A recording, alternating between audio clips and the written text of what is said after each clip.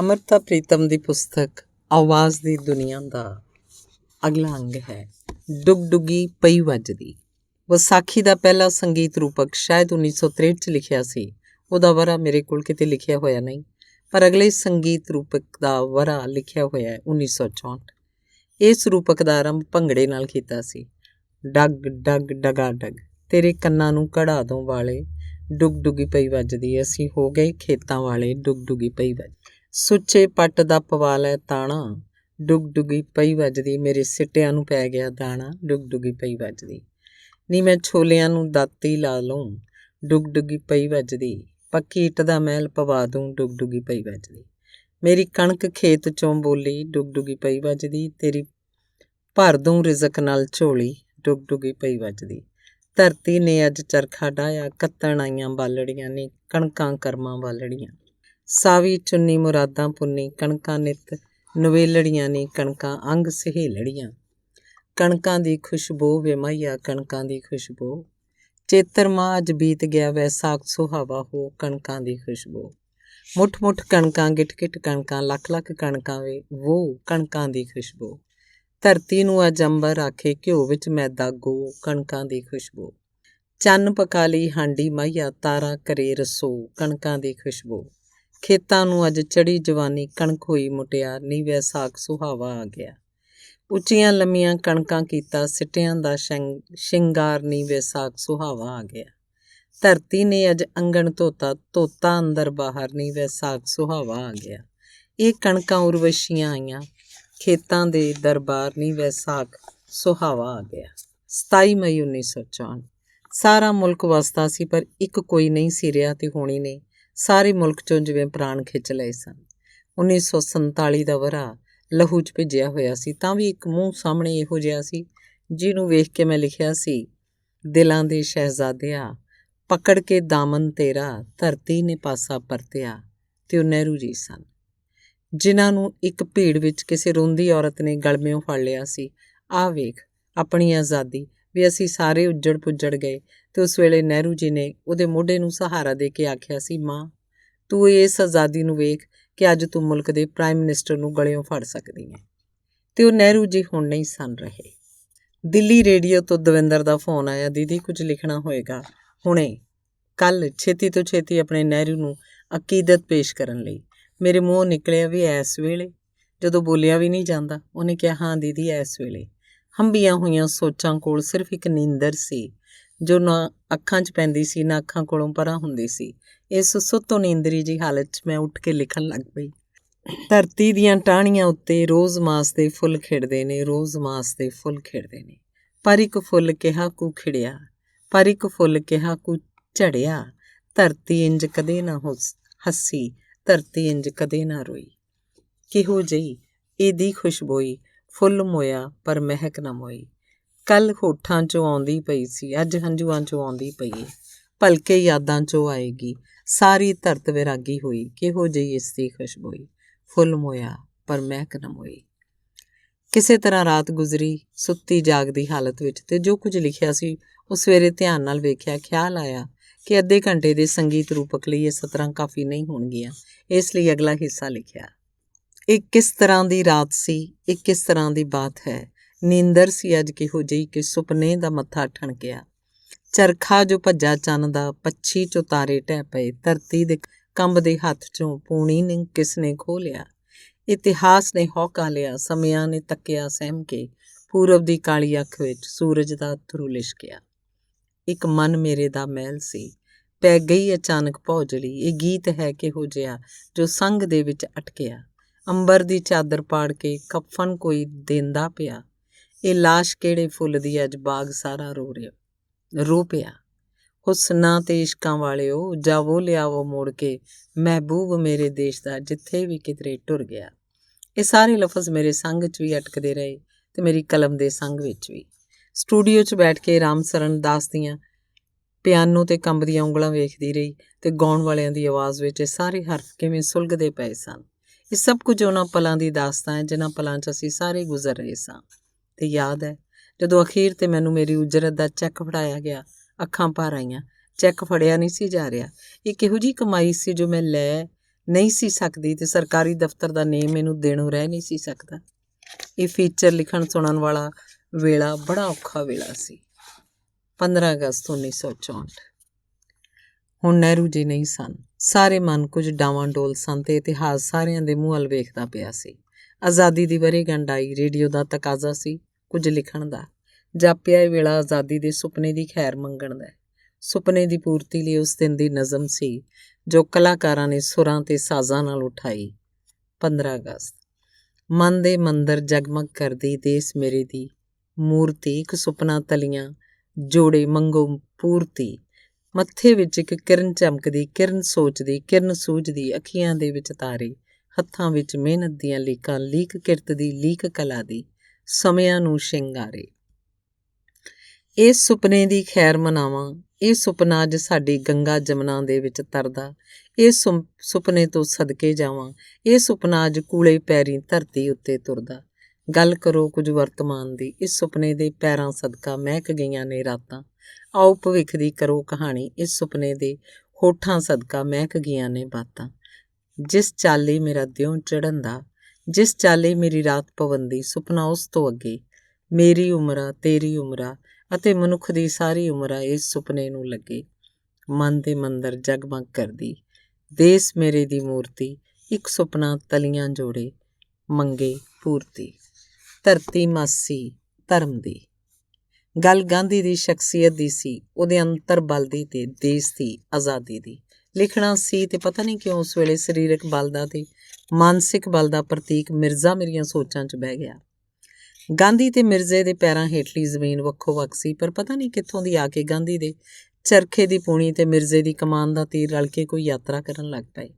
ਮੈਂ ਹੱਸ ਕੇ ਉਹਨਾਂ ਵੱਲ ਵੇਖ ਛੱਡਦੀ ਤੇ ਪਤਾ ਨਹੀਂ ਸੀ ਲੱਗਦਾ ਕਿ ਇਸ ਅਹਿਸਾਸ ਨੂੰ ਅੱਖਰਾਂ 'ਚ ਕਿਸ ਤਰ੍ਹਾਂ ਉਤਾਰਾਂ।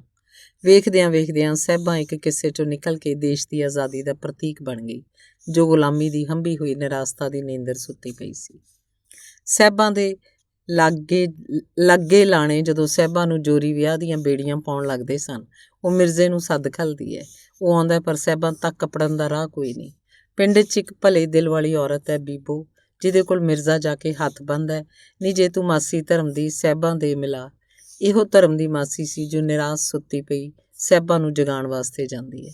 ਇਹੋ ਪ੍ਰਤੀਕ ਸੀ ਬੀਬੋ ਦਾ, ਧਰਮ ਦੀ ਮਾਸੀ ਦਾ, ਜੋ ਮੇਰੇ ਅੰਦਰ ਸਾਰੀ ਤਾਬ ਨਾਲ ਉੱਘੜ ਆਇਆ ਕਿ ਧਰਤੀ ਮਾਸੀ ਧਰਮ ਦੀ। ਇਹੋ ਧਰਤੀ ਗੁਲਾਮੀ ਤੋਂ ਹੰਭੀ ਹੋਈ ਸੁਤੰਤਰਤਾ ਦੀ ਰੂਹ ਨੂੰ ਜਗਾਉਂਦੀ ਹੈ ਤੇ ਮਿਰਜ਼ੇ ਦੇ ਅੱਪੜ ਜਾਣ ਦੀ ਦੱਸ ਪਾਉਂਦੀ ਹੈ। ਇੱਕੋ ਹੀ ਨਜ਼ਮ ਹੈ ਜੋ ਮੈਂ ਹੱਸਦੀ ਵੀ ਜਾਂਦੀ ਸੀ ਤੇ ਲਿਖਦੀ ਵੀ ਜਾਂਦੀ ਸੀ। ਜਿੰਦ ਕੁੜੀ ਇੱਕ ਸਾਹਿਬਾਂ ਜੰਮੀ ਕਿਹੜੇ ਵਾਰ, ਡੂਮ ਸੋਲੇ ਗਾਮ ਦੇ ਤੇ ਪੱਛਮ ਪੈ ਗਈ ਵਾਰ। ਪੱਜ ਜੋ ਪਾਇਆ ਵਣਜ ਦਾ ਤੇ ਹੱਥ ਵਿੱਚ ਮੋਹਰਾਂ ਚਾਰ, ਅੰਦਰ ਬੈਠੀ ਸਾਹਿਬਾਂ ਤੇ ਪਾਰੂ ਬੈਠੇ ਬਾਹਰ। ਅੱਖੀਂ ਸੁਪਨਾ ਇਸ਼ਕ ਦਾ ਤੇ ਮੱਥੇ ਰੂਪ ਅਨੂਪ, ਭੇਸ ਵਟਾਇਆ ਗੋਲੀਆਂ ਲੀਰਾਂ ਅੰਗ ਲਪੇਟਦੀ, ਭੁੱਖੀ ਲੂੰਦੀ ਆਂਦਰਾਂ ਰੋਂਦੀ ਬੁੱਕਲ ਮਾਰ ਕੇ ਤੇ ਡਰਦੀ ਹਾਕਮ ਡਾਢੜੇ ਮਤ ਮੈਲਾ ਹੋ ਜਾਏ ਰੂਪ। ਧਰਤੀ ਮਾਸੀ ਧਰਮ ਦੀ ਆਂਦੀ ਵਾਜਾਂ ਮਾਰ, ਉੱਠਣੀ ਸਾਹਿਬਾਂ ਸੁੱਤੀਏ ਉੱਠ ਕੇ ਦੇ ਦੀਦਾਰ। ਸਾਹਿਬਾਂ ਸਾਹਵੇਂ ਤੱਕਿਆ ਤੱਕ ਹੋਈ ਲਟ ਬਾਵਰੀ, ਫਿਰ ਹੱਥ ਕਲੇਜਾ ਥੰਮਿਆਂ ਤੇ ਲੀਤੀ ਅੱਖ ਨਿਵਾ। ਮੂੰਹ ਚੁੰਗਲ ਟੁੱਕਦੀ ਕਹੀ ਵਾਸਤਾ ਪਾ, ਨਹੀਂ ਜੇ ਤੂੰ ਮਾਸੀ ਧਰਮ ਦੀ ਮੈਨੂੰ ਸੱਚੋ ਸੱਚ ਬੜਾ। ਨੀ ਇਹ ਇਲਮਾਂ ਵਾਲਾ ਛੋਕਰਾ ਮੇਰੇ ਵਿਹੜੇ ਕੌਣ ਖੜਾ। ਨੀ ਇਹ ਬੰਦਾ ਕਿਹੜੇ ਅਰਸ਼ ਦਾ, ਨੀ ਇਹ ਤਾਰਾ ਕਿਹੜੀ ਅੱਖ ਦਾ, ਨੀ ਇਹ ਚਾਨਣ ਕਿਹੜੀ ਕੁੱਖ ਦਾ, ਨੀ ਇਹ ਦਾਰੂ ਕਿਹੜੇ ਦੁੱਖ ਦਾ। ਧਰਤੀ ਮਾਸੀ ਧਰਮ ਦੀ ਆਖੇ ਰੱਬ ਜੋ ਬੋੜਿਆ, ਇਹ ਮਿਰਜ਼ਾ ਫੁੱਲ ਗੁਲਾਬ ਦਾ ਮੇਰੀ ਝੋਲੀ ਟੁੱਟ ਪਿਆ। ਇਹ ਵੈਦ ਸੁਵੈਦ ਜੋ ਸੁਣੀਦਾ ਇਹਨੂੰ ਰਾਜਾ ਜੋਗੀ ਆਖਦੇ, ਨੀ ਇਹ ਜੱਗੋਂ ਬਾਹਰਾ ਜਾਦੜਾ, ਨੀ ਅੱਲੋ ਕਾਰਾ ਮਾਂਦਰੀ। ਇਹ ਤੰਦ ਜੋ ਪਾਉਂਦਾ ਚਰਖੜੇ ਤੇ ਕੀਲੇ ਕਾਲਾ ਨਾਗ, ਅਹਿੰਸਾ ਮੰਤਰ ਇਸ ਦਾ, ਨੀ ਇਹ ਕੀਲੇ ਪੀਲਾ ਨਾਗ। ਇਹ ਟੂਣਾ ਸੱਤਿਆਗ੍ਰਹਿ ਦਾ ਤੇ ਕੀਲੇ ਚਿੱਟਾ ਨਾਗ, ਨੀ ਇਹ ਧੁਰ ਤੋਂ ਆਇਆ ਮਾਂਦਰੀ ਫੜ ਬੱਕੀ ਦੀ ਵਾਗ। ਇਹਦੀ ਬੱਕੀ ਅਸਲੋਂ ਸੱਚ ਦੀ, ਇਹਦੀ ਵਾਕ ਨਾ ਬਿਰਥਾ ਜਾ, ਇਹਦੀ ਬੱਕੀ ਤੋਂ ਡਰਨ ਫਰਿਸ਼ਤੇ ਤੇ ਇਸ ਤੋਂ ਡਰੇ ਖੁਦਾ। ਨੀ ਇਹ ਬੰਦਾ ਅਰਸ਼ ਤੇ ਫਰਸ਼ ਦਾ, ਨੀ ਇਹ ਨੂਰ ਸਮੇਂ ਦੀ ਅੱਖ ਦਾ, ਨੀ ਇਹ ਚਾਨਣ ਪੂਰਬ ਕੁੱਖ ਦਾ, ਨੀ ਇਹ ਦਾਰੂ ਤੇਰੇ ਦੁੱਖ ਦਾ। ਜਿੰਦ ਕੁੜੀ ਇੱਕ ਸਾਹਿਬਾਂ ਇੱਕ ਮਿਰਜ਼ਾ ਆਸ਼ਿਕ ਦੇਸ ਦਾ ਤੇ ਧਰਤੀ ਮਾਸੀ ਧਰਮ ਦੀ। ਅਗਲਾ ਅੰਗ ਹੈ ਦਵਿੰਦਰ ਕਾਲ। ਹੁਣ 1998 'ਚ ਜਦੋਂ ਪਿਛਾਂਹ ਮੁੜ ਕੇ ਵੇਖਦੀ ਹਾਂ ਤਾਂ ਦਿੱਲੀ ਰੇਡੀਓ ਦਾ ਪੰਜਾਬੀ ਪ੍ਰੋਗਰਾਮ ਜਦੋਂ ਇਸ ਤਰ੍ਹਾਂ ਦਾ ਸੰਗੀਤ ਰੂਪਕ ਹੋ ਗਿਆ ਸੀ ਤਾਂ ਉਸ ਕਾਲ ਨੂੰ ਦਵਿੰਦਰ ਕਾਲ ਕਹਿਣ 'ਤੇ ਜੀ ਕਰ। ਦਵਿੰਦਰ ਨੇ ਜਲੰਧਰ ਰੇਡੀਓ ਦੀ ਮੁਲਾਜ਼ਮਤ 1958 'ਚ ਕੀਤੀ ਸੀ ਤੇ 2 ਸਾਲ ਪਿੱਛੋਂ ਜਦੋਂ 1960 'ਚ ਮੁਲਾਜ਼ਮਤ ਛੱਡ ਦਿੱਤੀ ਤਾਂ ਦਵਿੰਦਰ ਦਾ ਤਬਾਦਲਾ ਕਰਵਾ ਕੇ ਉਹਨੂੰ ਦਿੱਲੀ ਰੇਡੀਓ ਦੇ ਪੰਜਾਬੀ ਪ੍ਰੋਗਰਾਮ 'ਚ ਆਂਦਾ ਗਿਆ ਸੀ। ਉਹਨੇ ਆਪਣੀ ਰਿਟਾਇਰਮੈਂਟ ਤੱਕ ਦਿੱਲੀ ਦੇ ਪੰਜਾਬੀ ਪ੍ਰੋਗਰਾਮ ਨੂੰ ਜੋ ਰੰਗ ਦੇ ਦਿੱਤਾ ਸੀ, ਉਹਦੇ ਰਿਟਾਇਰ ਹੁੰਦਿਆਂ ਹੀ ਉਹ ਰੰਗ ਲੋਪ ਹੋ ਗਿਆ। ਇਸ ਤਰ੍ਹਾਂ ਕਿ ਫਿਰ ਕਦੇ ਪੰਜਾਬੀ ਪ੍ਰੋਗਰਾਮ ਉਹਦਾ ਝੋਲਾ ਤੱਕ ਵੀ ਨਹੀਂ ਬਣ ਸਕਿਆ। ਮੇਰੇ ਕੋਲੋਂ ਹਰ ਮੌਕੇ 'ਤੇ ਸੰਗੀਤ ਰੂਪਕ ਲਿਖਵਾ ਲੈਣਾ ਦਵਿੰਦਰ ਦਾ ਹੀ ਕੰਮ ਸੀ, ਜਿਹੜਾ ਸੰਗੀਤ ਦੇ ਕੰਪੋਜ਼ਰਾਂ ਕੋਲ ਬਹਿ ਬਹਿ ਕੇ ਇੱਕ ਸੱਤਰ ਦੀ ਪੇਸ਼ਕਾਰੀ ਇਸ ਤਰ੍ਹਾਂ ਕਰਵਾਉਂਦਾ ਕਿ ਅੱਖਰਾਂ ਦੀ ਆਬਰੂ ਕਾਇਮ ਰਹਿੰਦੀ ਸੀ। ਇੱਥੇ ਮੈਂ ਉਸ ਕਿਸੇ ਪੇਸ਼ਕਸ਼ ਦੀ ਗੱਲ ਨਹੀਂ ਕਹਿਣੀ ਜੋ ਮੇਰੀਆਂ ਪਹਿਲੋਂ ਲਿਖੀਆਂ ਰਚਨਾਵਾਂ ਦਵਿੰਦਰ ਨੇ ਸੰਗੀਤ ਰੂਪਕ ਦੀ ਸੂਰਤ ਵਿੱਚ ਆਂਦੀਆਂ, ਜਿਵੇਂ ਇੱਕ ਲੰਬੀ ਨਜ਼ਮ ਸੁਨੇਹੜੇ, ਇੱਕ ਲੰਬੀ ਨਜ਼ਮ ਤ੍ਰਿਪਤਾ ਤੇ ਇੱਕ ਲੰਬੀ ਨਜ਼ਮ ਦਿਲਾਂ ਦੇ ਭੇਦ ਉਹਨੇ ਪੇਸ਼ ਕੀਤੀ। ਇੱਥੇ ਮੈਂ ਗੱਲ ਸਿਰਫ ਉਹਨਾਂ ਗੀਤਾਂ ਨਜ਼ਮਾਂ ਦੀ ਕਰਨੀ ਹੈ ਜੋ ਕਿਸੇ ਨਾ ਕਿਸੇ ਮੌਕੇ 'ਤੇ ਦਵਿੰਦਰ ਨੇ ਕਹਿ ਕੇ ਮੇਰੇ ਕੋਲੋਂ ਲਿਖਵਾਈਆਂ ਤੇ ਸੰਗੀਤ ਵਿੱਚ ਤਿਆਰ ਕਰਵਾ ਕੇ ਪੇਸ਼ ਕੀਤੀਆਂ। ਜ਼ਾਹਿਰ ਹੈ ਕਿ ਦਫ਼ਤਰੀ ਕਾਰਵਾਈ 'ਚ ਅਜਿਹੀ ਹਰ ਪੇਸ਼ਕਸ਼ ਬਾਰੇ ਦਵਿੰਦਰ ਨੇ ਕਿਸੇ ਨਾ ਕਿਸੇ ਜਵਾਬਦੇਹੀ 'ਚੋਂ ਲੰਘਣਾ ਪਿਆ ਹੋਵੇਗਾ ਜੋ ਮੈਂ ਨਹੀਂ ਜਾਣਦੀ। ਉਹਨਾਂ ਦੀ ਗੱਲ ਉਹੀ ਕਰ ਸਕਦਾ ਹੈ। ਇਸ ਲਈ ਆਵਾਜ਼ ਦੀ ਦੁਨੀਆ ਦੇ ਇਸ ਲੰਬੇ ਸਿਲਸਿਲੇ ਵਿੱਚ ਮੈਂ ਦਵਿੰਦਰ ਨੂੰ ਕਈ ਥਾਵਾਂ ਦਾ ਪੂਰਕ ਵੀ ਕਹਿ ਸਕਦੀ ਹਾਂ। ਦਵਿੰਦਰ ਦੀ ਕਲਮ ਤੋਂ ਆਪਣੇ ਵੱਲੋਂ ਸਾਰੀ ਗੱਲ ਮੁਕਾ ਬੈਠੇ, ਹਾਲੇ ਵੀ ਇਹ ਹੌਕਾ ਤੇਰੀ ਗੱਲ ਕਰੇ, ਚਾਨਣ ਦੀ ਫੁਲਕਾਰੀ ਤੋਪਾ ਕੌਣ ਭਰੇ। ਉਦੋਂ ਹਰ ਦਿਨ ਇਮਤਿਹਾਨ ਤੇ ਹਰ ਪ੍ਰੋਗਰਾਮ ਚੈਲੰਜ ਹੁੰਦਾ ਸੀ। ਖਾਸ ਕਰਕੇ ਅੰਮ੍ਰਿਤਾ ਪ੍ਰੀਤਮ ਦੀਆਂ ਨਜ਼ਮਾਂ ਨੂੰ ਰੇਡੀਓ ਸੰਗੀਤ ਰੂਪਕ ਜਾਂ ਸੰਗੀਤ ਨਾਟ ਵਿੱਚ ਢਾਲਣਾ ਤੇ ਪੇਸ਼ ਕਰਨਾ ਇੱਕ ਤਖਲੀਕੀ ਅਮਲ ਵੀ ਜਾਪਦਾ ਤੇ ਸਮਾਧੀ ਵਾਲੀ ਅਵਸਥਾ ਦਾ ਵੀ ਅਹਿਸਾਸ ਹੁੰਦਾ। ਜਦੋਂ ਵੀ ਜੀ ਉਦਾਸ ਹੁੰਦਾ ਮੈਂ ਅੰਮ੍ਰਿਤਾ ਜੀ ਦੇ ਗੀਤਾਂ ਦੀਆਂ ਰਿਕਾਰਡਡ ਡਿਸਕਾਂ ਚੁੱਕ ਕੇ ਕਿਸੇ ਇਕੱਲੇ ਕਾਰੇ ਸਟੂਡੀਓ 'ਚ ਬੈਠ ਕੇ ਸੁਣਦਾ। ਪੱਕੇ ਨੇ ਅਨਾਰ ਢੋਲਾ ਦਾਣਾ ਨਹੀਂ ਉਹ ਖਾਣਾ ਹੋਏ, ਬੁੱਤ ਪਰਦੇਸੀ ਢੋਲਾ ਚਿੱਤ ਨਹੀਂ ਉਹ ਲਾਣਾ ਹੋਏ, ਅੱਜ ਖੁਸ਼ੀਆਂ ਜਿਹੜਾ ਮਾੜਾ ਵੇ, ਤੱਕਿਆ ਨਹੀਂ ਤੱਕਿਆ ਢੋਲਣੇ ਦਾ ਮੂੰਹ, ਖੁਸ਼ੀ ਨਾ ਪਚਦੀ ਹਾੜਾ ਵੇ, ਸੁੱਖ ਹੰਡਾਉਣਾ ਤੇਰਾ ਸਾਲ ਮੁਬਾਰਕ ਆਖ ਰਹੀਆਂ ਲੱਖ ਦੁਆਵਾਂ ਨਾਲ ਵੇ, ਅੱਜ ਅਯੁੱਧਿਆ ਨੂੰ ਕਿਸ ਭੇਜੀ ਕਦਮਾਂ ਦੀ ਸੌਗਾਤ ਵੇ, ਸੁਣਦੀ ਵੜਿਆ ਅੱਜ ਸ਼ਗਨਾਂ ਵਾਲੀ ਰਾਤ ਵੇ, ਸੁਣਦੀ ਵੜਿਆ। ਮੈਂ ਸੋਚਦਾ ਅੰਮ੍ਰਿਤਾ ਦਿਲ ਦੇ ਦੀਵਟਾਂ ਉੱਤੇ ਕੈਸੇ ਦੀਵੇ ਬਾਲ ਕੇ ਰੱਖਦੀ ਰਹੀ ਹੈ, ਰੂਹ ਦੀਆਂ ਉੱਚੀਆਂ ਖੁਸ਼ਬੂਆਂ ਲੱਦੇ ਫੁੱਲ ਧਰਦੀ ਰਹੀ ਹੈ। ਬਾਹਰ ਆਇਆ ਤਾਂ ਪਤਾ ਲੱਗਾ ਕਿ ਪੰਚਸ਼ੀਲ ਦਾ ਸੁਪਨਾ ਜ਼ਖਮੀ ਹੋ ਗਿਆ। ਸਾਡੀ ਉੱਤਰੀ ਪੂਰਬੀ ਸੀਮਾ 'ਤੇ ਲਾਸਾਂ ਪੈ ਗਈਆਂ। ਦੋਸਤੀ ਦਾ ਸੁਪਨਾ ਇੱਕ ਚੰਦਰਾ ਸੁਪਨਾ ਬਣ ਕੇ ਸਾਹਮਣੇ ਆ ਗਿਆ ਤੇ ਇੱਕ ਦਿਲਾਂ ਦੇ ਸ਼ਹਿਜ਼ਾਦੇ ਨੇ ਪੈਨਸਿਲ ਨਾਲ ਆਪਣੀ ਨੋਟਬੁੱਕ ਉੱਤੇ ਇਹ ਬੰਦ ਲਿਖਿਆ ਜੋ ਰਾਬਰਟ ਫਰੋਸਟ ਦਾ ਹੈ, The woods are lovely and deep, but I have promises to keep, and miles to go before I sleep, and miles to go before I sleep. ਤੇ ਪੜਦਾ ਸੌਂ ਗਿਆ ਇੱਕ ਅਜ਼ਲੀ ਨੀਂਦ। ਇਸ ਦੇਸ਼ ਤੇ ਕਹਿਰ ਟੁੱਟਿਆ, ਇੱਕ ਆਲਮ ਸੋਗ 'ਚ ਡੁੱਬ ਗਿਆ। ਪ੍ਰੇਮ ਸਾਗਰ ਭਾਟੀਆ ਸਨ ਸਟੇਸ਼ਨ ਡਾਇਰੈਕਟਰ, ਜਿਨ੍ਹਾਂ ਤੋਂ ਸਟੇਸ਼ਨ ਦੇ ਕਿਸੇ ਵੀ ਪ੍ਰੋਗਰਾਮ ਦੀ ਗਲਤੀ ਲੁਕੀ ਨਹੀਂ ਸੀ ਰਹਿ ਸਕਦੀ।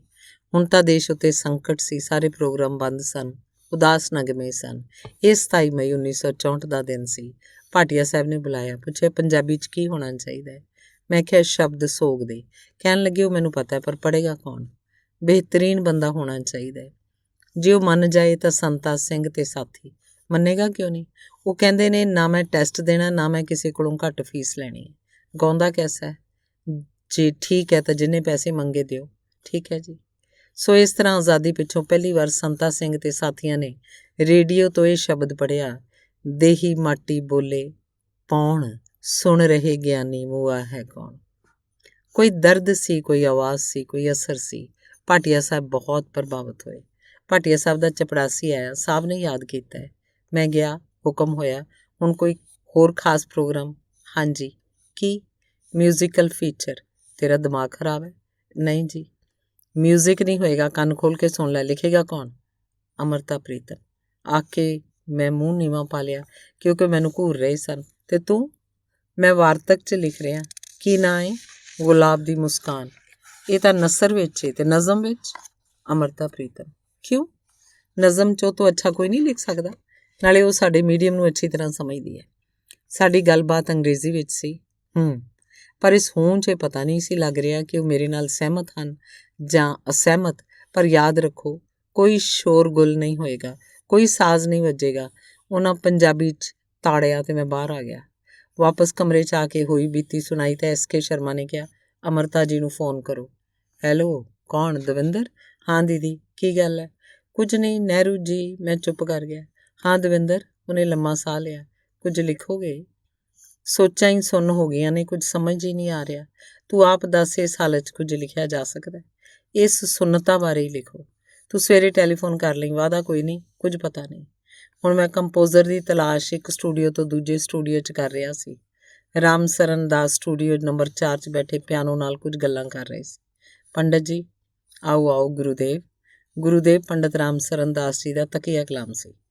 ਛੋਟੇ ਵੱਡੇ ਹਰ ਇੱਕ ਨੂੰ ਗੁਰੂਦੇਵ ਕਹਿ ਕੇ ਬੁਲਾਉਂਦੇ ਸਨ। ਫਰਮਾਓ ਗੁਰੂਦੇਵ। ਪੰਡਤ ਜੀ, ਧਰਮ ਸੰਕਟ 'ਚ ਆ ਫਸੇ ਆ। ਕੀ ਗੱਲ ਹੈ, ਦੱਸੋ ਤਾਂ ਸਹੀ। ਫੀਚਰ ਬਣਾਉਣਾ ਹੈ। ਬਣ ਜਾਏਗਾ, ਪਰ ਤੁਸੀਂ ਹੁਕਮ ਤਾਂ ਕਰੋ। ਹੁਕਮ ਹੋ ਗਿਆ, ਪਰ ਕੀ? ਲਫ਼ਜ਼ ਹੋਣਗੇ, ਆਵਾਜ਼ਾਂ ਹੋਣਗੀਆਂ, ਪਰ ਸਾਜ਼ ਨਹੀਂ ਹੋਣਗੇ। ਕਿੰਨੀਆਂ ਆਵਾਜ਼ਾਂ ਹੋਣਗੀਆਂ? ਜਿੰਨੀਆਂ ਚਾਹੋ, ਪਰ ਰੌਲਾ ਨਹੀਂ। ਨਾਂ ਲਿਖਾਓ। ਅਗਨੀਹੋਤਰੀ ਕੈਸਾ ਰਹੇਗਾ? ਮੈਂ ਕੀ ਕਹਿਣਾ? ਮੈਂ ਨਾਂ ਨੋਟ ਕਰ ਲਿਆ। ਸੁਰਿੰਦਰ ਕੌਰ ਕੈਸੀ ਰਹੇਗੀ? ਮੈਂ ਕੀ ਕਹਿਣਾ? ਮੈਂ ਨੋਟ ਕਰ ਲਿਆ ਤੇ ਸ਼ਕੁੰਤਲਾ ਮਲਹੋਤਰਾ ਦਾ ਨਾਂ ਆਪਣੇ ਕੋਲੋਂ ਲਿਖ ਦਿੱਤਾ। ਪਰ ਲਿਖੇਗਾ ਕੌਣ? ਪੰਡਤ ਜੀ ਨੇ ਪੁੱਛਿਆ। ਅਮਰਤਾ ਪ੍ਰੀਤਮ। ਕੀ ਖਿਆਲ ਹੈ?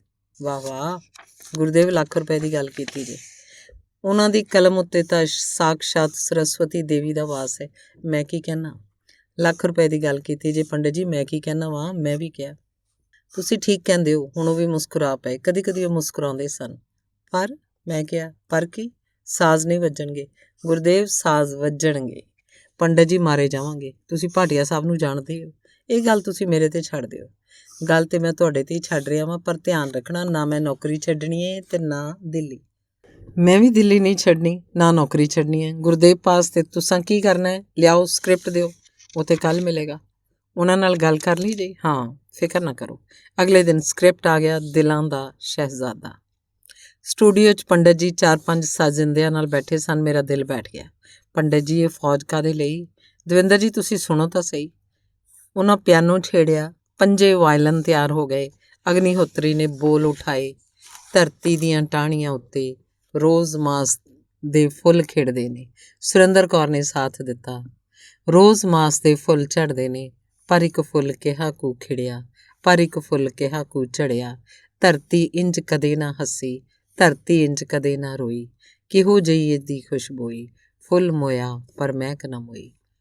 5 ਵਾਇਲਨ ਸਾਥ ਦੇ ਰਹੇ ਸਨ। ਅਸੀਂ ਸਾਰੇ ਰੋ ਪਏ, ਬਣਾਉਣ ਵਾਲਾ ਵੀ, ਗਾਉਣ ਵਾਲਾ ਵੀ, ਤੇ ਮੈਂ ਵੀ।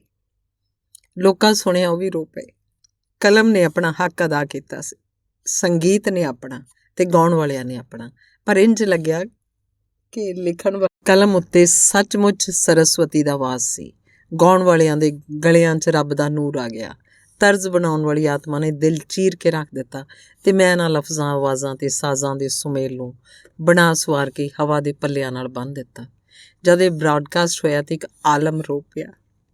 ਕੋਈ ਵਾਤਾਵਰਨ ਸੀ, ਕੋਈ ਪਲ ਸਨ ਸ਼ਰਧਾ ਦੇ, ਜਿਹੜੇ ਅਸੀਂ ਸਾਂਭ ਕੇ ਰੱਖ ਲਏ। ਸਾਡਾ ਗੌਰਵ ਨਾਲ ਸਿਰ ਹੋਰ ਵੀ ਉੱਚਾ ਹੋ ਗਿਆ ਜਦੋਂ ਪੰਡਤ ਜਵਾਹਰ ਲਾਲ ਨਹਿਰੂ ਦੇ 3 ਮੂਰਤੀ ਭਵਨ ਦੇ ਮਾਨਿਊਮੈਂਟਲ ਮਿਊਜ਼ੀਅਮ ਵਿੱਚ ਰੱਖਣ ਲਈ ਪਦਮਾ ਜੀ ਨਾਇਡੂ ਨੇ ਇਹਦੀ ਕਾਪੀ ਮੰਗੀ। ਨੈਸ਼ਨਲ ਆਰਕਾਈਵਜ਼ ਵਿੱਚ ਇਹਨੂੰ ਭੇਜਿਆ, ਪਰ ਇਹ ਸਾਰੀਆਂ ਪਿੱਛੋਂ ਦੀਆਂ ਗੱਲਾਂ ਨੇ। ਭਾਟੀਆ ਸਾਹਿਬ ਨੇ ਫਿਰ ਯਾਦ ਕੀਤਾ। ਹੁਕਮ ਹੋਇਆ ਇੱਕ ਹੋਰ ਫੀਚਰ ਵਾਸਤੇ। ਅਮਰਤਾ ਜੀ ਨੇ ਹੁਣ ਲਿਖਿਆ, ਚਾਨਣ ਦੀ ਸੂਈ। ਇਹ ਸੂਈ ਕੀ ਹੋਈ? ਭਾਟੀਆ ਸਾਹਿਬ ਗੁਰਰਾਏ। ਮੈਂ ਅੰਗਰੇਜ਼ੀ 'ਚ ਜਵਾਬ ਦਿੱਤਾ, ਅ ਸ਼ੈਫਟ ਆਫ ਲਾਈਟ। ਉਹਨਾਂ ਦੀ ਤਸੱਲੀ ਹੋ ਗਈ। ਤੂੰ ਸਾਜ਼ਾਂ ਤੋਂ ਬਾਜ਼ ਨਹੀਂ ਆਉਣਾ। ਖੈਰ ਲੈ ਲੈ, ਜਿੰਨੇ ਸਾਜਿੰਦੇ ਨੇ, ਆਵਾਜ਼ਾਂ ਚਾਹੀਦੀਆਂ ਨੇ। ਪਿਛਲਾ ਫੀਚਰ ਅੱਛਾ ਸੀ। ਮੇਰੇ ਪੈਰ ਧਰਤੀ ਤੋਂ ਗਿੱਠ-ਗੁੱਠ ਉੱਚੇ ਹੋ ਗਏ। ਇਹਦਾ ਸੰਗੀਤ ਮੈਂ ਸਤੀਸ਼ ਭਾਟੀਆ ਦੇ ਸਪੁਰਦ ਕਰ ਦਿੱਤਾ ਤੇ ਜਦ ਸਕ੍ਰਿਪਟ ਦੀਆਂ ਕਾਪੀਆਂ ਕਰਵਾ ਕੇ ਉਹਨੂੰ ਦਿੱਤੀਆਂ ਤਾਂ ਬੋਲਿਆ, ਦਵਿੰਦਰ ਜੀ, इसे तैयार करना तो चैलेंज है कंपोज़र के लिए, इसीलिए तो आपको तकलीफ़ दी है सतीश जी। आवाज़ें जो मर्ज़ी आए लीजिए, साज जितनी मर्ज़ी आए बजाइए, लेकिन स्क्रिप्ट की आत्मा कायम रखिए। अच्छा ये बात है।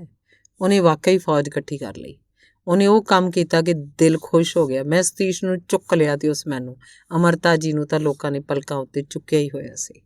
ਜਿਵੇਂ ਮੈਂ ਦੱਸ ਚੁੱਕਾ, ਪੰਜਾਬ ਦਾ ਆਲਾ ਅਦਬ ਮੈਂ ਰੇਡੀਓ ਰਾਹੀਂ ਆਵਾਜ਼ ਦੀ ਦੁਨੀਆ ਵਾਸਤੇ ਕਰਨ ਦੇ ਸੁਪਨੇ ਲੈਂਦਾ ਰਹਿੰਦਾ ਸੀ। ਮੋਹਨ ਸਿੰਘ ਦਾ ਅੰਬੀ ਦਾ ਬੂਟਾ, ਨਾਨਕ ਸਿੰਘ ਦਾ ਚਿੱਟਾ ਲਹੂ, ਧਨੀ ਰਾਮ ਚਾਤ੍ਰਿਕ ਦੀ ਨਜ਼ਮ ਰਾਧਾ ਸੰਦੇਸ਼, ਬਾਬਾ ਬਲਵੰਤ ਦੀ ਜਹਾਜ਼ਰਾਨ, ਸੰਤ ਸਿੰਘ ਸੇਖੋਂ ਦੀ ਪੇਮੀ ਦੇ ਨਿਆਣੇ, ਸੁਜਾਨ ਸਿੰਘ ਦੀ ਕਹਾਣੀ ਰਾਸ ਲੀਲਾ ਮੈਂ ਜਲੰਧਰ ਰੇਡੀਓ 'ਤੇ ਤਿਆਰ ਕਰਕੇ ਪੇਸ਼ ਕਰ ਚੁੱਕਾ। ਕਰਤਾਰ ਸਿੰਘ ਦੁੱਗਲ ਦੇ ਕਈ ਨਾਟਕ ਦਿੱਲੀ ਆ ਕੇ ਕੀਤੇ। ਇਸ ਤੋਂ ਇਲਾਵਾ ਬਲਵੰਤ ਗਾਰਗੀ, ਗੁਰਦਿਆਲ ਸਿੰਘ ਖੋਸਲਾ, ਗੁਰਚਰਨ ਸਿੰਘ ਜਸੂਜਾ, ਪਾਂਧੀ ਨਨਕਾਣਵੀ, ਪ੍ਰੀਤੋਸ਼ ਗਾਰਗੀ ਦੇ ਨਾਟਕਾਂ ਨੂੰ ਰੇਡੀਓ ਨਾਟਾਂ ਦੇ ਰੂਪ 'ਚ ਪੇਸ਼ ਕੀਤਾ।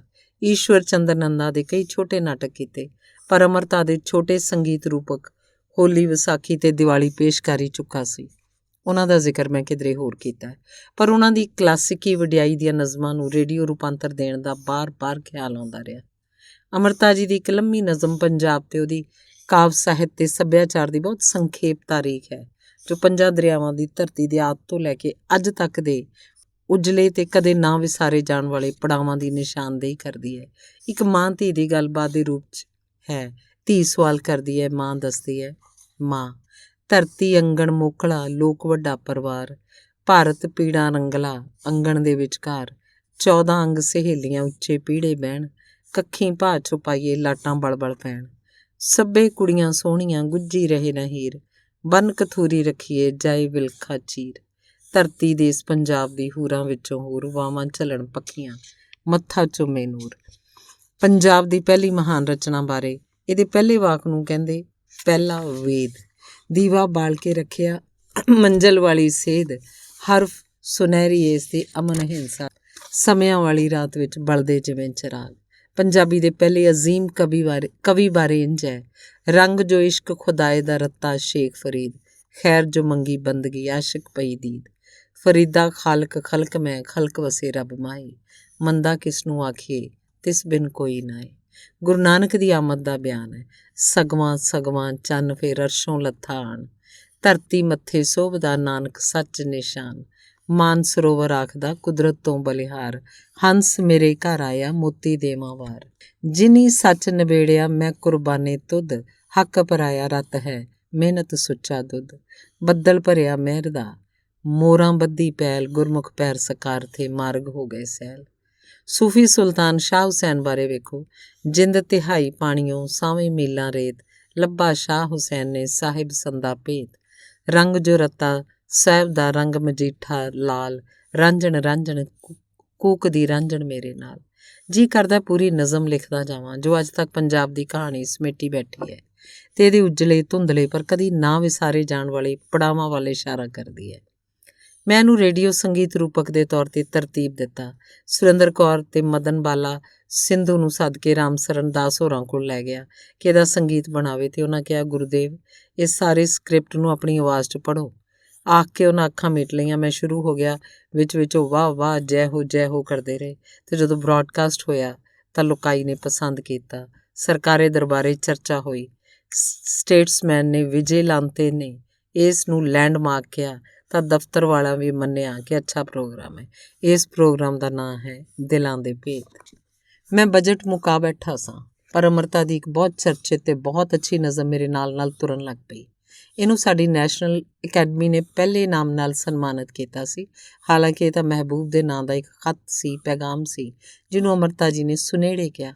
ਖੱਤ ਤਾਂ ਹੁੰਦਾ ਹੀ ਦਿਲ ਦੀ ਗੱਲ ਹੈ, ਦਿਲੋਂ ਹੀ ਨਿਕਲ ਕੇ ਕਾਗਜ਼ ਉੱਤੇ ਆਉਂਦਾ, ਸੋ ਹਰ ਦਿਲ ਵਾਲੇ ਨੂੰ ਇਸ ਲੰਮੀ ਨਜ਼ਮ ਦਾ ਟੁੰਬਣਾ ਜ਼ਰੂਰੀ ਸੀ। ਨਾਲੇ ਮਹਿਬੂਬ ਨੂੰ ਲਿਖਿਆ ਖੱਤ ਆਮ ਨਹੀਂ, ਵੱਖਰਾ ਹੁੰਦਾ ਹੈ, ਸੋ ਇਹਨੂੰ ਹਰ ਪੱਖੋਂ ਵੱਖਰੀ ਤਰ੍ਹਾਂ ਪੇਸ਼ ਕਰਨਾ ਚਾਹੁੰਦਾ ਸਾਂ। ਸੋ ਇਹਦਾ ਰੇਡੀਓ ਨਾਟਕੀ ਰੂਪ ਸੋਚਿਆ। ਇੱਕੋ ਆਵਾਜ਼ ਮਦਨ ਬਾਲਾ ਨੂੰ ਮੁੱਖ ਰੱਖਿਆ ਤੇ ਮਦਦ ਲਈ ਦੂਜੀ ਆਵਾਜ਼ ਘਨਸ਼ਿਆਮ ਦਾਸ ਦੀ। ਪਰ ਉਸ ਕੋਲੋਂ ਜੇ ਸੰਗੀਤ ਕੰਪੋਜ਼ ਕਰਾਵਾਂ ਕੈਸਾ ਰਵੇ, ਨਾਲੇ ਉਹਨੂੰ ਆਪਣੇ ਖਿਆਲਾਂ ਦੇ ਸੰਗੀਤ ਦੇ ਇਸ਼ਾਰੇ ਕੁਝ ਨਿਸ਼ੰਗ ਹੋ ਕੇ ਦੇ ਸਕਾਂਗਾ। ਪਰ ਬਜਟ, ਇਹ ਵੱਡਾ ਮਸਲਾ ਸੀ ਤੇ ਮੈਂ ਮਦਨ ਬਾਲਾ ਸਿੰਧੂ ਤੇ ਘਨਸ਼ਿਆਮ ਦਾਸ ਨੂੰ ਬੁਲਾਇਆ ਤੇ ਕਿਹਾ, ਤੁਹਾਡੀ ਮਦਦ ਦੀ ਲੋੜ ਹੈ। ਇੱਕ ਪ੍ਰੋਗਰਾਮ ਕਰਨਾ, ਬਹੁਤ ਮਿਹਨਤ ਤੇ ਲਗਨ ਦੀ ਲੋੜ ਪਏਗੀ। ਘੱਟੋ ਘੱਟ 1 ਮਹੀਨਾ ਰੋਜ਼ ਆਉਣਾ ਪਏਗਾ ਤੇ ਪ੍ਰੋਗਰਾਮ ਦੀ ਇੱਕ ਸਤਰ, ਇੱਕ ਬੰਦ ਵੱਖੋ ਵੱਖ ਤਿਆਰ ਕਰਨਾ ਹੈ। ਤਿਆਰ ਹੋ? ਦੋਹਾਂ ਕਿਹਾ, ਤਿਆਰ ਹਾਂ, ਪਰ ਮੈਂ ਸ਼ਾਇਦ ਤੁਹਾਨੂੰ ਫੀਸਾਂ ਕਦੋਂ ਦੇ ਸਕਾਂਗਾ, ਦੇ ਵੀ ਸਕਾਂਗਾ ਜਾਂ ਨਹੀਂ, ਕਹਿ ਨਹੀਂ ਸਕਦਾ। ਤੁਸੀਂ ਫਿਕਰ ਨਾ ਕਰੋ, ਦੋਹਾਂ ਕਿਹਾ। ਮਦਨ ਬਾਲਾ ਲਈ ਅੱਛੇ ਪ੍ਰੋਗਰਾਮ ਲਈ ਪੈਸਾ ਕੋਈ ਮਸਲਾ ਨਹੀਂ, ਪਰ ਘਨਸ਼ਿਆਮ ਦਾਸ ਦਾ ਵਸੀਲਾ ਹੀ ਗਾਣਾ ਵਜਾਣਾ ਸੀ। ਬਹੁਤ ਜਲਦੀ ਮੈਂ ਗਾਣਾ ਤਿਆਰ ਕਰਕੇ ਗਾ ਦਿਆਂਗਾ ਜਿਵੇਂ ਤੁਸੀਂ ਕਹੋਗੇ, ਪਰ ਤੁਸੀਂ ਗਾਉਣਾ ਨਹੀਂ। ਫੇਰ ਕੀ ਕਰਨਾ? ਮੈਂ ਤੁਸੀਂ ਸੰਗੀਤ ਕੰਪੋਜ਼ ਕਰਨਾ, ਪਰ ਮੈਂ ਤਾਂ ਕੰਪੋਜ਼ਰ ਨਹੀਂ ਹਾਂ। ਹੋ ਜਾਓਗੇ, ਨਾਲੇ ਸਾਜ਼, ਤਬਲਾ, ਸਵਰ ਮੰਡਲ, ਪਿਆਨੋ ਵੀ ਤੁਸੀਂ ਆਪ ਹੀ ਵਜਾਓਗੇ। ਹਾਂ, ਕਿਤੇ ਕਿਤੇ ਆਵਾਜ਼ ਵੀ ਲਾ ਦੇਣੀ। ਜੇ ਮੇਰੀ ਮਰਜ਼ੀ ਮੁਤਾਬਕ ਹੋ ਗਿਆ ਤੇ ਸਾਡੀ ਬਹੁਤ ਵੱਡੀ ਪ੍ਰਾਪਤੀ ਹੋਏਗੀ। ਇਹ ਅੰਮ੍ਰਿਤਾ ਜੀ ਦਾ ਲਿਖਿਆ ਸ਼ਾਹਕਾਰ ਹੈ। ਇਹਨੂੰ ਫੁੱਲ ਪੱਤੇ ਤੁਸੀਂ ਲਾਣੇ ਨੇ, ਮੈਂ ਤਾਂ ਪੇਸ਼ ਕਰਨਾ, ਬਾਕੀ ਤਕਦੀਰ। ਦੋਵੇਂ ਨੇਮ ਨਾਲ ਸ਼ਾਮੀ 4 ਵਜੇ ਆਉਂਦੇ। ਸਾਰੇ ਸਟੂਡੀਓ ਤਕਰੀਬਨ ਵਿਹਲੇ ਹੁੰਦੇ। ਮੈਂ ਕਦੀ ਕਦੀ ਦੂਜੇ ਸਟੂਡੀਓ 'ਚ ਇਹਨੂੰ ਤਿਆਰ ਕਰਵਾਉਂਦਾ ਤੇ 15 ਦਿਨਾਂ 'ਚ ਹੀ ਰਿਕਾਰਡ ਕਰ ਲਿਆ 4 ਟੇਪਾਂ ਉੱਤੇ, ਕਿਉਂਕਿ ਮੈਂ ਸਿਰਫ ਫਾਈਨਲ ਹੀ ਨਹੀਂ ਸਗੋਂ ਰਿਹਰਸਲਾਂ ਵੀ ਰਿਕਾਰਡ ਕਰਦਾ ਜਾ ਰਿਹਾ ਸੀ। ਤੇ ਫਾਈਨਲ ਤੇ ਰਿਹਰਸਲਾਂ ਮੈਂ 2 ਟੇਪਾਂ 'ਚ ਕਰਕੇ ਅੰਮ੍ਰਿਤਾ ਜੀ ਦੇ ਕੋਲ ਕੰਟਰੈਕਟ ਲੈ ਕੇ ਗਿਆ, ਦਸਖਤ ਕਰੋ। ਉਹਨਾਂ ਦਸਖਤ ਕਰਨ ਪਿੱਛੋਂ ਪੁੱਛਿਆ, ਇਹ ਕਾਹਦਾ ਕੰਟਰੈਕਟ ਹੈ? ਮੈਂ ਇਮਰੋਜ਼ ਨੂੰ ਟੇਪ ਦਿੱਤੇ, ਕਿਹਾ ਸੁਣਾਓ ਵੀ ਤੇ ਸੁਣੋ ਵੀ। ਕੁਝ ਹਿੱਸੇ ਜਿਨ੍ਹਾਂ 'ਚ ਤਖਲੀਕ ਦਾ ਅਹਿਸਾਸ ਤੇ ਸਮਾਧੀ ਵਾਲੀ ਅਵਸਥਾ ਆਈ ਸੀ, ਉਹ ਇੰਜ ਨੇ। ਇੱਕ ਉਦਾਸ ਮਾਰੂਥਲਾਂ ਦੀਆਂ ਲੂਆਂ ਨੂੰ ਚੀਰਦੀ ਆਵਾਜ਼ ਉੱਭਰਦੀ ਹੈ।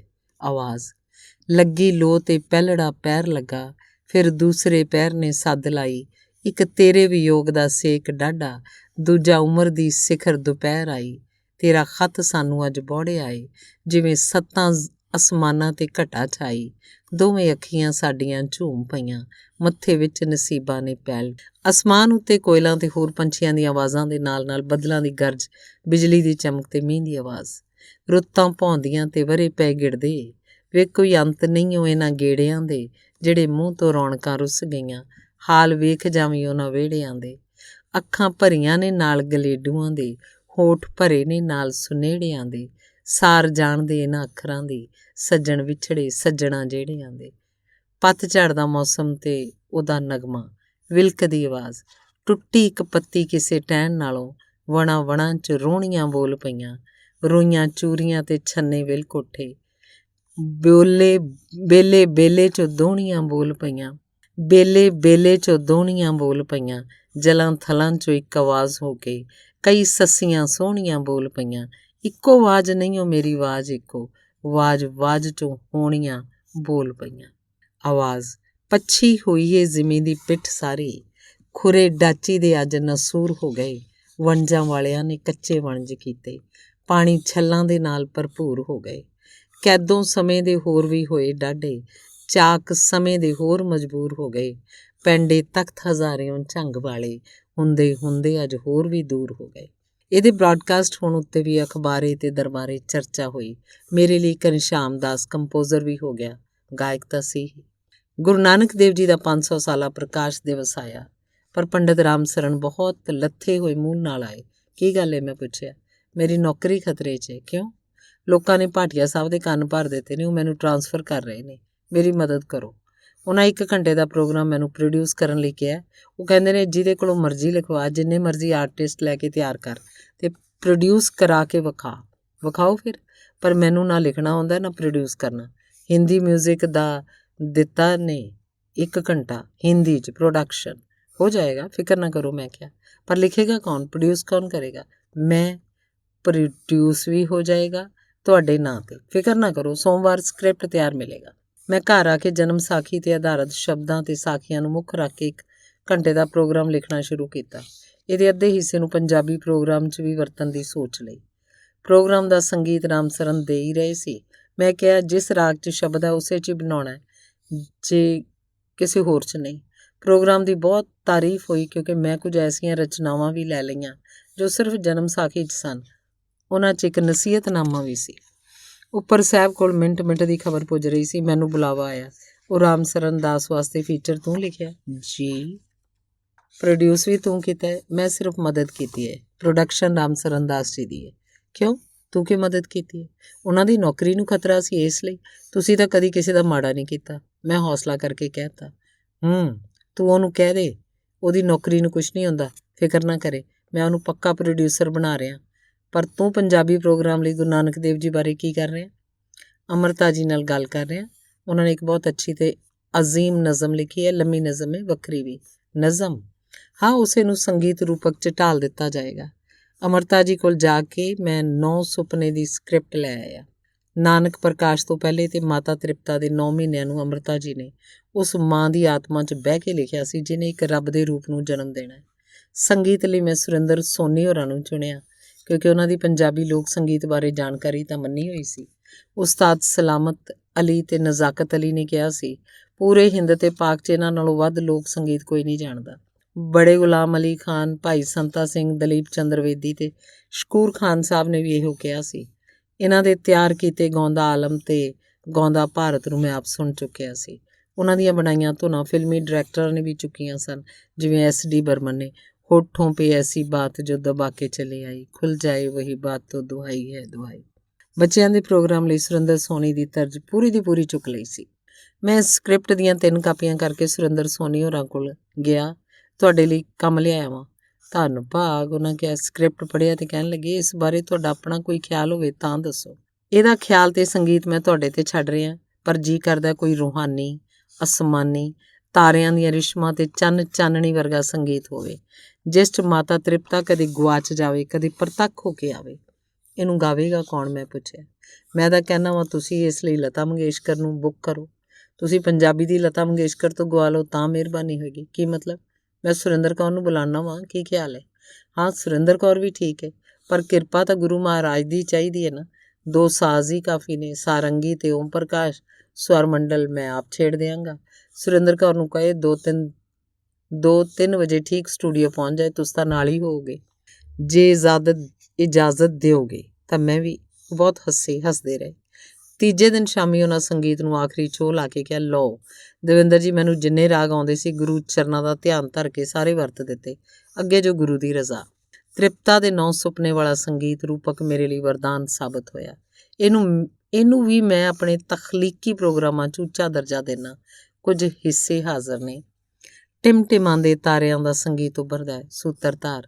ਤ੍ਰਿਪਤਾ ਤਰਬਕ ਕੇ ਜਾਗੀ, ਲੇਫ ਨੂੰ ਸਵਾਰਿਆਂ ਕੀਤਾ, ਸੂਹੀ ਸੰਗ ਜਿਹਾ ਪੱਲਾ ਮੋਢਿਆਂ 'ਤੇ ਲਿੱਤਾ, ਆਪਣੇ ਮਰਦ ਵੱਲ ਤੱਕੀ, ਫਿਰ ਚਿੱਟੇ ਵਿਛਾਉਣੇ ਦੇ ਵੱਟ ਵਾਂਗ ਝੱਕੀ ਤੇ ਕਹਿਣ ਲੱਗੀ ਉਸੇ ਆਵਾਜ਼ 'ਚ, ਅੱਜ ਮਾਘ ਦੀ ਰਾਤੇ ਮੈਂ ਨਦੀਏ ਪੈਰ ਪਾਇਆ, ਬੜੀ ਕੱਕਰੀ ਰਾਤੇ ਨਦੀ ਕੋਸੀ ਸੀ, ਗੱਲ ਅਣਹੋਈ, ਪਾਣੀ ਨੂੰ ਹੱਥ ਲਾਇਆ ਤਾਂ ਨਦੀ ਦੁੱਧ ਦੀ ਹੋਈ, ਕੋਈ ਨਦੀ ਕਰਾਮਾਤੀ ਮੈਂ ਦੁੱਧ ਵਿੱਚ ਨਹਾਤੀ, ਇਸ ਤਲਵੰਡੀ ਇਹ ਕਹੀ ਨਦੀ ਕਿਹਾ ਸੁਪਨਾ, ਤੇ ਨਦੀ 'ਚ ਚੰਨ ਤਰਦਾ ਸੀ, ਮੈਂ ਤਲੀ ਉੱਤੇ ਚੰਨ ਧਰਿਆ, ਘੁੱਟ ਭਰਿਆ, ਮੈਂ ਨਦੀ ਦਾ ਪਾਣੀ ਮੇਰੀ ਰੱਤ ਵਿੱਚ ਘੁਲਦਾ ਪਿਆ, ਤੇ ਉਹੀ ਚਾਨਣ ਮੇਰੀ ਕੁੱਖ 'ਚ ਹਿੱਲਦਾ ਪਿਆ। ਸੁਰ ਮੰਡਲ ਦੀਆਂ ਲਹਿਰਾਂ ਛਾ ਜਾਂਦੀਆਂ। ਫੱਗਣ ਦੀ ਕਟੋਰੀ 'ਚ 7 ਰੰਗ ਘੋਲਾ, ਮੁੱਖੋਂ ਨਾ ਬੋਲਾਂ, ਇਹ ਮਿੱਟੀ ਵੀ ਦੇ ਸਕਾਰਥੀ ਹੁੰਦੀ ਜਦ ਵੱਖੀ ਦੇ ਵਿੱਚ ਕੋਈ ਅੱਲ ਨਾ ਪਾਉਂਦਾ। ਇਹ ਕਿਹਾ ਜਪ, ਇਹ ਕਿਹਾ ਤਪ, ਕਿ ਮਾਵਾਂ ਨੂੰ ਰੱਬ ਦਾ ਦੀਦਾਰ ਕੁੱਖ ਵਿੱਚੋਂ ਹੁੰਦਾ। ਮੇਰਾ ਜੀ ਹੁਲਸਿਆ ਤੇ ਹੀਆ ਡਰਿਆ। ਵੈਸਾਖ ਦੀ ਵਾਢੀ ਇੱਕ ਇਹੀ ਕਣਕ ਸੀ, ਛੱਜ ਵਿੱਚ ਛੱਟਣ ਨੂੰ ਪਾਈ ਤਾਂ ਛੱਜ ਤਾਰਿਆਂ ਦਾ ਭਰਿਆ। ਇਹ ਕਿਹਾ ਭਾਦੋਂ, ਇਹ ਕਿਹਾ ਜਾਦੂ, ਸਭੇ ਗੱਲਾਂ ਨਿਆਰੀਆਂ। ਅੱਸੂ ਦੇ ਮਹੀਨੇ। ਤ੍ਰਿਪਤਾ ਜਾਗੀ ਤੇ ਵਿਰਾਗੀ। ਨਹੀਂ ਜਿੰਦੇ ਮੇਰੀਏ, ਤੂੰ ਕਿਹਦੇ ਲਈ ਕੱਤਣੀ ਏ ਮੋਹ ਦੀ ਪੂਣੀ, ਮੋਹ ਦੀਆਂ ਤੰਦਾਂ ਚੰਬਰ ਨਾ ਵਲੀਂਦਾ, ਸੂਰਜ ਨਾ ਬੱਝੀਂਦਾ, ਇਹ ਸੱਚ ਜੀ ਵਸਤੂ, ਇਹਦਾ ਚੋਲਾ ਨਾ ਕੱਤੀਦਾ, ਨਹੀਂ ਜਿੰਦੇ ਮੇਰੀਏ। ਸੁਰ ਮੰਡਲ ਦੀਆਂ ਥਰਬਾਂ। ਸੁਰਿੰਦਰ ਸੋਨੀ ਦੇ ਆਖੇ ਹੋਏ ਲਫ਼ਜ਼ ਕੰਨਾਂ 'ਚ ਗੂੰਜ ਰਹੇ ਸਨ। ਮੈਨੂੰ ਜਿੰਨੇ ਰਾਗ ਆਉਂਦੇ ਸਨ ਸਭੇ ਵਰਤ ਦਿੱਤੇ ਨੇ।